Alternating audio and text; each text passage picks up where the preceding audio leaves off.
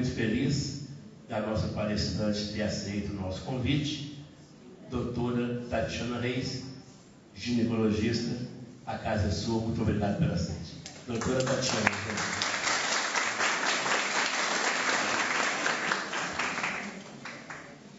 Sobre climatério, vou passar um pouquinho de sexualidade, importância de consulta ginecológica e sobre saúde e bem-estar. Então, a campanha Outubro Rosa, ela foi lançada em 1990 com o objetivo de prevenção e diminuição de mortalidade do câncer de mama. O câncer de mama é o tipo de câncer mais comum que acomete mulheres no Brasil, com exceção do câncer de pele. Então, a gente tem uma morbimortalidade, ou seja, cirurgias de mutilação, tratamento longos e tanto de mortalidade grande com essa patologia. E em 2024, o lema da campanha esse ano do Ministério da Saúde é Mulher, seu corpo, sua vida. E aí, quando a gente fala em câncer de mama, a gente precisa falar nos fatores de risco para o câncer de mama. O que é o câncer de mama? O câncer de mama é o desenvolvimento, a proliferação de células anormais na mama.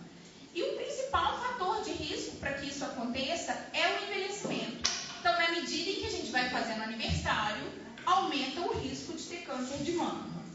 Além disso, fatores relacionados à vida reprodutiva da mulher. Primeira menstruação muito cedo, última menstruação, que é a menopausa, muito tarde. Muitos ciclos, ou seja, mulher que não engravida, mulher que não amamenta, tudo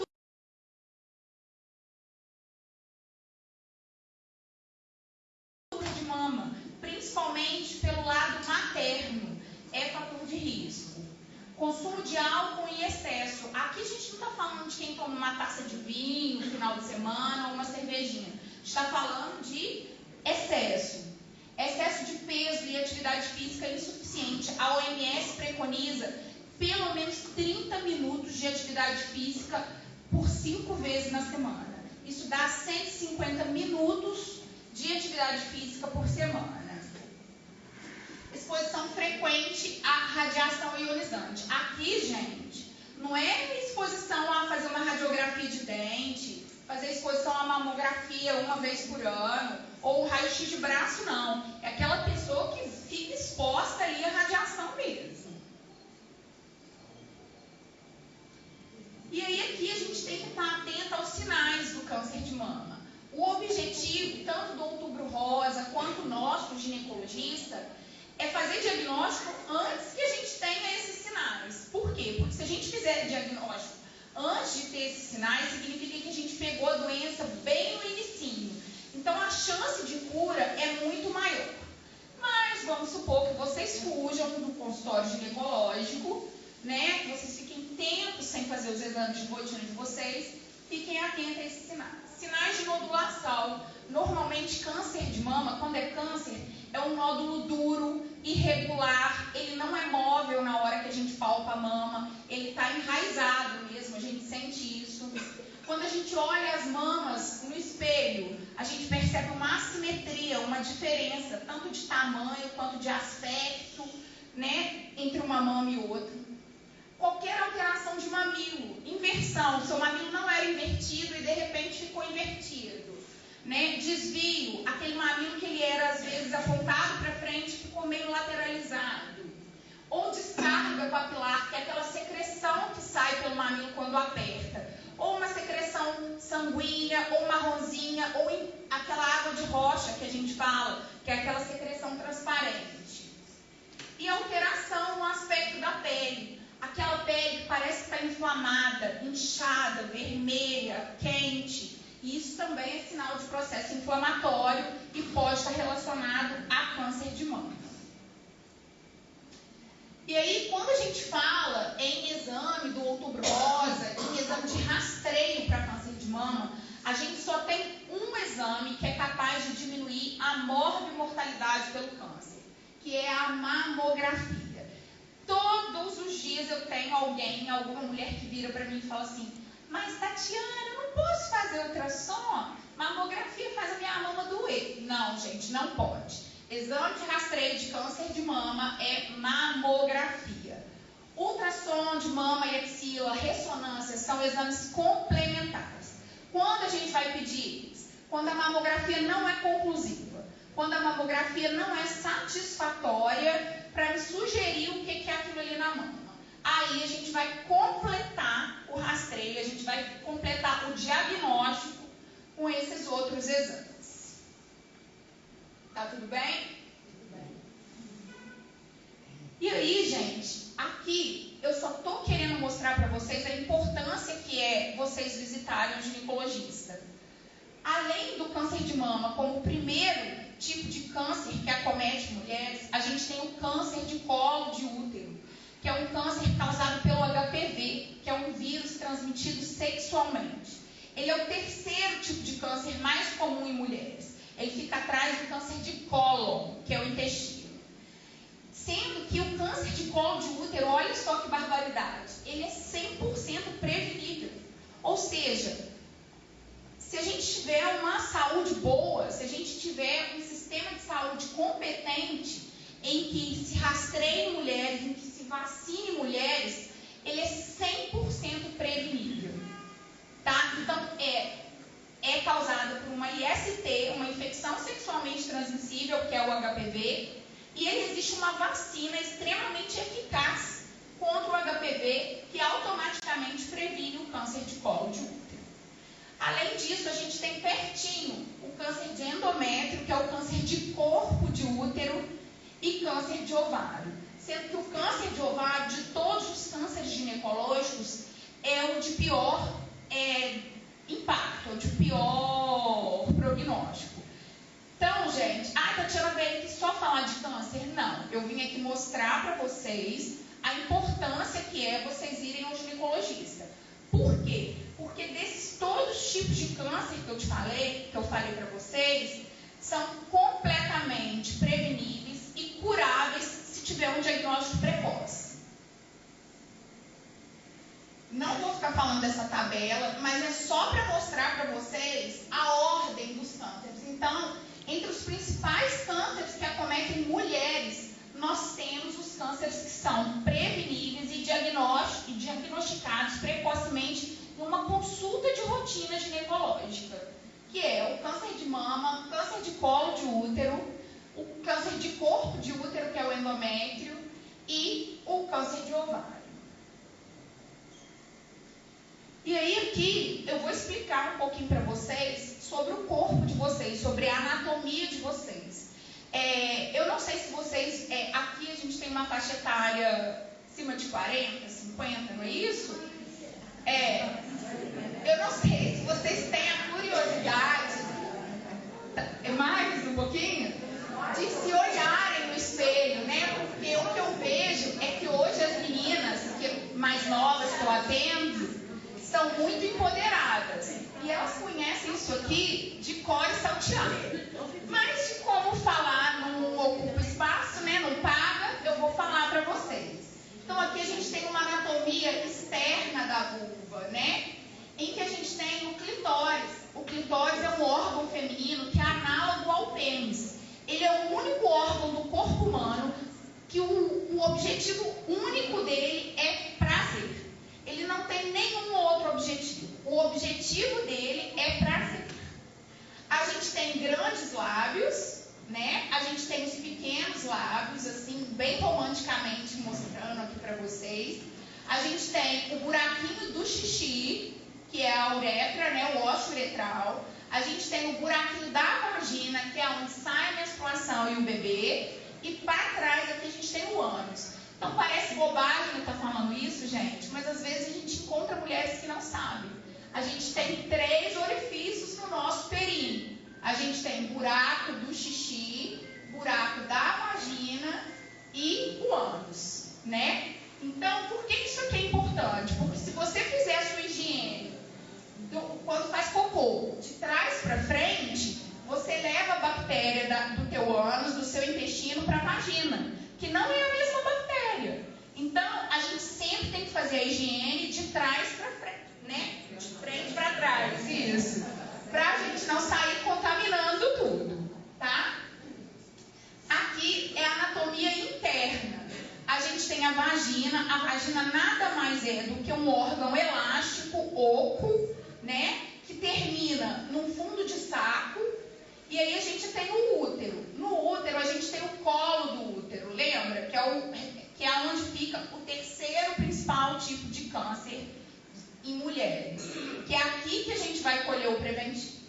Aí aqui, olha, é o corpo do útero. E essa camadinha de dentro aqui é o endométrio, que também é responsável por um tipo de câncer ginecológico.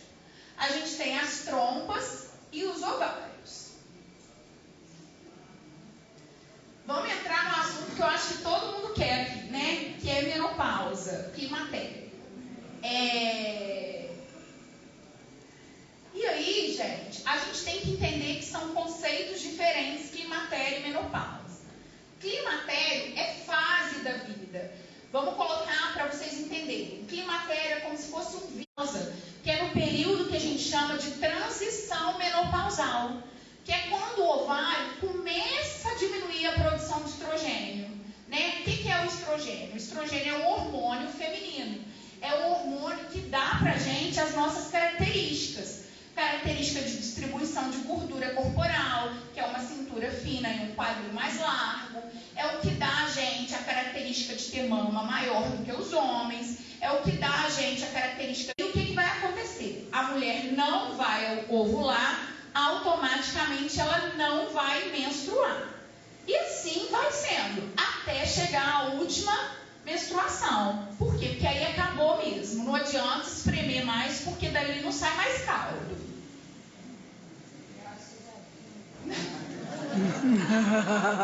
Há controvérsias.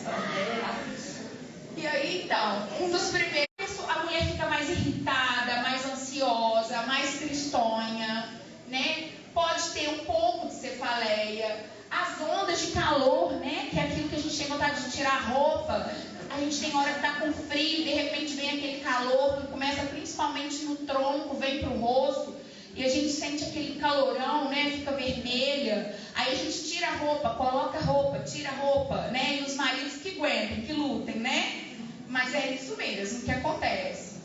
Pode ter uma redistribuição de gordura corporal, um aumento de peso. Lembra que eu falei que é o estrogênio que faz a gente ter o formato de corpo, que é a cintura mais fina e acumular um pouco mais de gordura no quadril? A gente aqui está sem estrogênio. Então, o que começa a acontecer? A gente começa a ganhar gordura na região do abdômen. A gente começa a ficar mais redondinha, né? Além disso, a gente tem uma perda de massa óssea, né? E maior risco de osteoporose e fratura espontânea. A gente precisa prestar muita atenção nessa questão de perda de massa óssea, principalmente no pós-menopausa, que eu acho que é a faixa etária de vocês. E muito cuidado com fratura espontânea, porque às vezes você está andando, sente uma dor. Isso é a fratura espontânea. Então tem que ficar atenta a essas questões de osso. Às vezes, lapso de memória. A gente tem uma fase ali imediatamente pós-menopausa em que a gente começa a ficar esquecida. Isso, na maioria das vezes, é transitório, mas também tem que ficar atento a isso.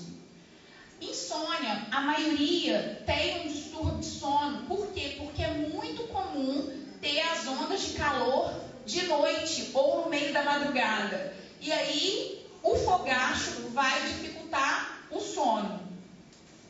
E o ressecamento vaginal, né? Que é o que a gente chama de síndrome gênito-urinária. É um ressecamento lá da vulva, lembra que eu mostrei para vocês? Essa anatomia aqui, ela fica ressecada e extremamente comprometida, principalmente no período de pós-menopausa. E isso dificulta tanto a relação sexual, que passa a ser extremamente desconfortável e dolorosa, como dificulta em questão de infecções de repetição. É muito comum, por exemplo, começar a ter infecções de urina de repetição nessa faixa etária. E aqui são os tipos de hormônio. Hoje, a gente está vivendo um período muito complexo em relação ao hormônio. Por quê? Porque está na moda usar hormônio para ficar bonita, tá na moda fazer chip de beleza. E isso não tem reconhecimento nem da Anvisa e nem de nenhuma federação que regulamenta a saúde no nosso país. Então, as únicas formas de terapia de reposição hormonal reconhecidas, eficazes, são ou um gelzinho transdérmico, ou o adesivo, ou via oral. A forma que a gente vai repor hormônio em cada mulher é individual. A gente vai decidir, através da história clínica, dos fatores de risco, da queixa de cada uma, como a gente vai fazer essa reposição hormonal. Sendo que todo mundo tem indicação de receber hormônio? Não, não é todo mundo. Quase todas, mas nem todas. E aí a gente vai usar hormônio para paciente que vai se beneficiar do hormônio, em que o benefício vai ser maior do que o risco, principalmente em relação a sintoma, saúde óssea, para evitar fratura, e em relação a déficit de cognição e proteção cardiovascular. Mas a gente só vai usar pacientes que são liberadas para usar. Existem contraindicações. Então, só um médico ginecologista é capaz de prescrever isso. Ou endócrino. Eu começava a fazer, aí inchava minhas pernas. Aí eu dei até aqui, não penetrava minha vida.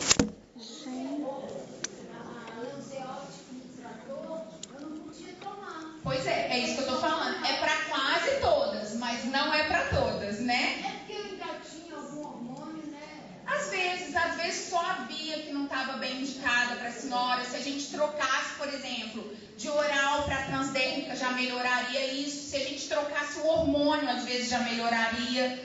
Não tem como a gente saber agora que já passou. Mas não demorou muito a passar, não. Foi mais ou menos de 48, 49 anos. Ó, sortuda, aí, sortuda biológica. Calores. Aí, tô falando, sortuda. Foi uma dessas. Graças a Deus.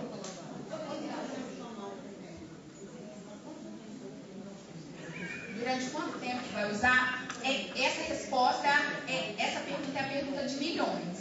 Hoje a gente não sabe, tá? Normalmente a avaliação é feita anual com o seu médico e aí, depois de um tempo, a gente começa a pensar em tirar. Por exemplo, você está completamente assintomática com o hormônio, eu começo a reduzir dose e vou ver como que vai ser o seu comportamento em relação a isso. Ah, você está com um comportamento ótimo com redução de dose. Eu vou te deixar um tempinho com essa dose menor. Aí eu vou começar a pensar em tirar e ver como que você vai responder. Se você responder bem, eu tiro. Se não, eu vou manter. E o tempo não existe. Antes, a gente acreditava, o primeiro grande estudo que a gente teve de reposição hormonal, a gente acreditava que tinha que usar por um tempo curto. Hoje, a demanda é da mulher. É isso aí. Eu costumo falar assim, ó, esquece. Vai e esquece. A gente sabe quando a gente começa, a gente sabe o momento ótimo de usar, de começar, que é a janela de oportunidade. Mas parar ninguém sabe, tá? E aí eu vou entrar um pouquinho em sexualidade, porque eu não ia falar disso aqui, né? Mas eu resolvi falar porque como a gente está falando de 50 a mais, a gente precisa entender que às vezes uma relação sexual com penetração pode ser muito desconfortável nessa faixa etária. Mas a gente não quer dizer que a gente tenha que abrir mão da nossa sexualidade. Porque o conceito mesmo da OMS, da Organização Mundial de Saúde, coloca que sexualidade humana abarca tanto as relações sexuais, que é o coito propriamente dito, como o erotismo, intimidade e prazer, né? Ou seja, ela é experimentada não só através do coito, ela é experimentada através de pensamento, de ações, de desejos e de fantasias, né? Então a gente não precisa chegar propriamente dita ao coito para a gente ter uma sexualidade ativa, para a gente ter prazer, para a gente ser feliz em relação ao nosso corpo. E nós, mulheres, a gente foi educada, vocês então muito mais do que a minha geração, muito mais do que a geração da minha filha, né? Em que a sexualidade era sempre carregada, cheia de culpa, cheia de medo e cheia de vergonha. A gente começa a falar como que isso era a maior verdade quando a gente fala em iniciar a vida sexual. Até quando eu era adolescente, a mulher perdia alguma coisa, né? Já tinha conotação negativa de perda, né? Ela perdeu a virgindade. A gente não falava assim, a fulana iniciou a vida sexual dela. Não, ela perdeu. A conotação já é ruim, né?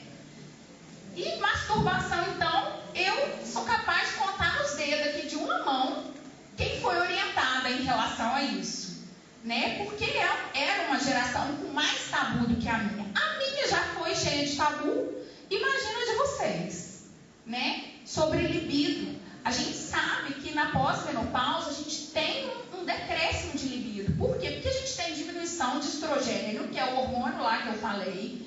O estrogênio, ele é transformado em testosterona, né, em algum momento, e isso faz a gente ter uma redução de libido, né? Então, é importante também a gente avaliar essa questão e entender que sexualidade é muito mais amplo, é muito mais complexo do que só ter relação sexual.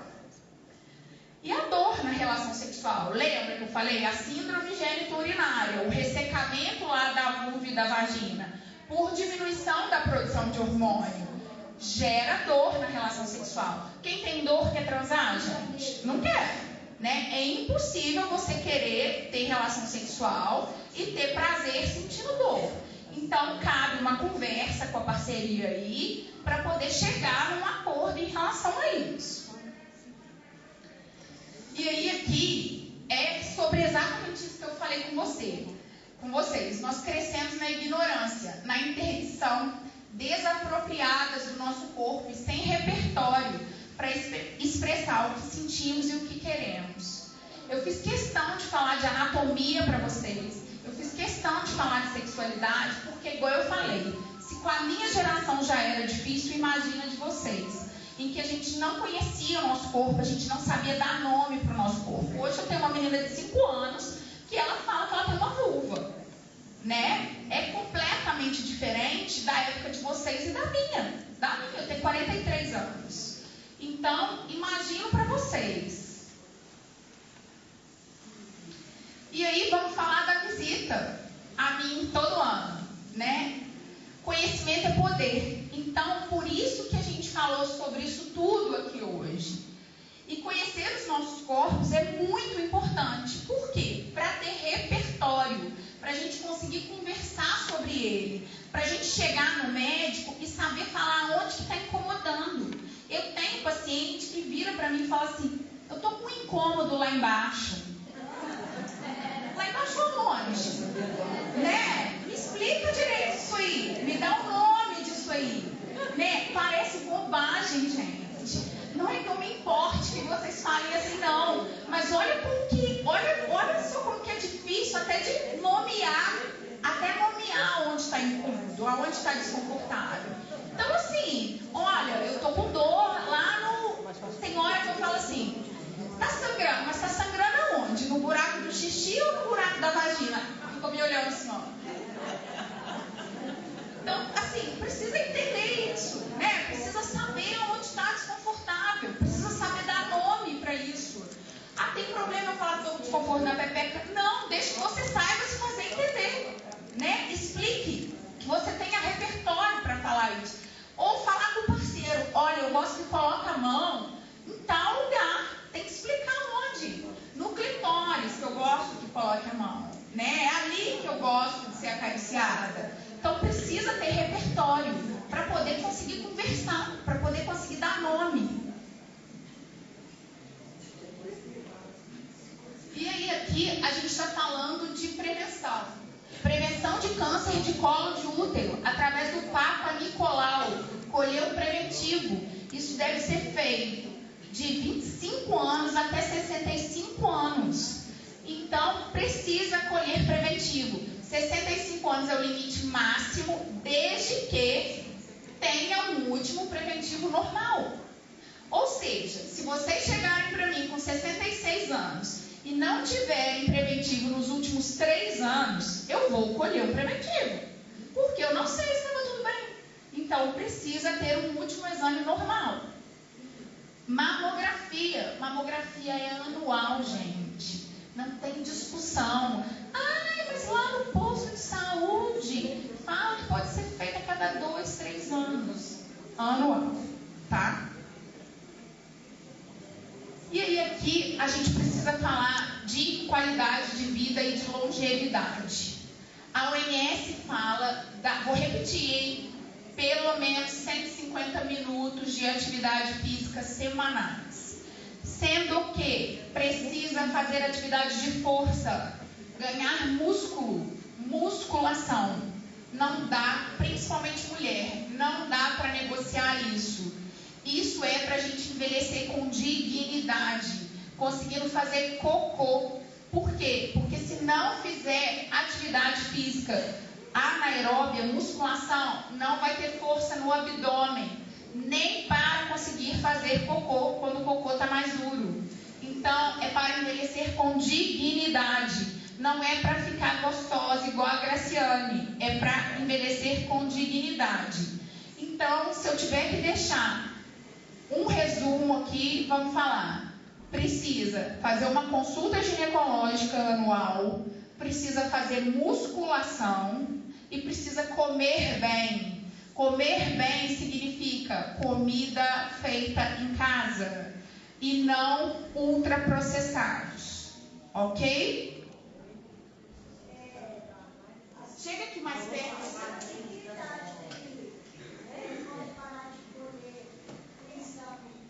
O preventivo. Acima de 65 anos, desde que você tenha um último exame normal. Mas o câncer de útero não dá depois dos 65? Então, aí a gente está falando do câncer de colo de útero. Quando a gente fala do câncer de colo de útero, a gente está falando de HPV. Lembra que eu falei? HPV é sexualmente transmissível e depende de ter um fator de multiplicação celular alto. Acima dos 65 anos, se você não teve o HPV até aquele momento, dificilmente você vai adquiri-lo. Além de você não adquiri-lo, você não tem multiplicação celular para fazer tumor. Na grande maioria das vezes. Gente, medicina não é ciência exata. Sempre tem uma exceção. Eu estou com uma paciente de 75 anos com câncer de colo de útero. Agora, mas ela ficou 10 anos sem colher o preventivo. Mas se uma pessoa acima de 65 anos é sexualmente ativa, ela precisa fazer... Vai ser muito individual como que é essa vida sexualmente ativa dela. Se ela tem o mesmo parceiro de uma vida inteira e ela não desenvolveu câncer ginecológico, ela não desenvolveu lesão, dificilmente ela vai desenvolver.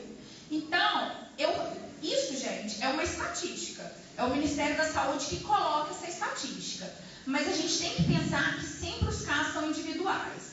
Por isso que eu não falei que a última consulta ginecológica é aos 65 anos. O último preventivo. Mas você se mantém no ginecologista anualmente. Porque se alguma coisa mudar no seu estilo de vida, volta-se a colher o preventivo. Ah, eu comecei a namorar um novo parceiro. A gente provavelmente vai colher o preventivo. Ah, eu troquei de parceiro. Provavelmente a gente vai colher um preventivo. Então, isso vai ser muito individual. Mas, via de regra, estatisticamente, é até os 65 anos. E se não achar parceiro? Ah, tá difícil, né? Minhas pacientes reclamam isso pra mim, tá muito complexo.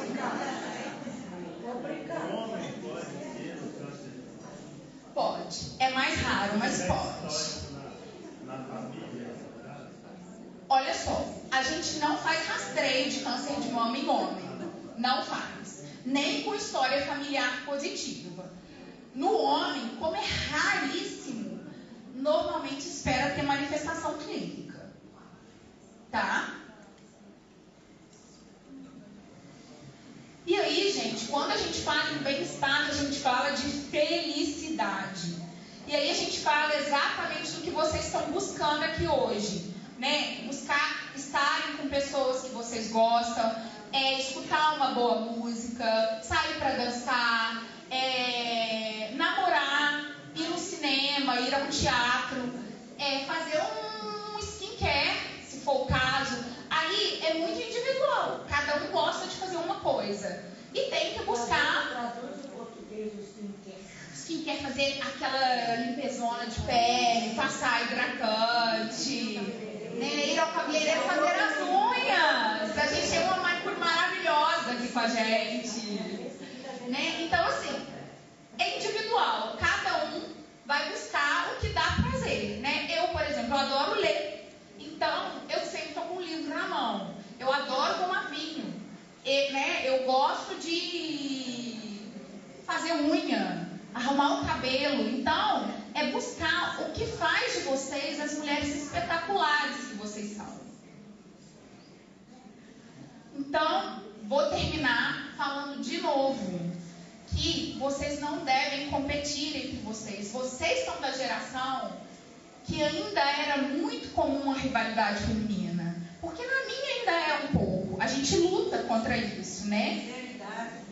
Então, a gente precisa entender que a gente pode ser amigas, né? Que a gente deve estar junto com a outra, de mãos dadas, seguir em frente. Porque se a gente, que é uma minoria, né, não se apoiar, como que vai ser? Quem vai apoiar? E é isso. Obrigada pelo convite. Foi um prazer estar aqui.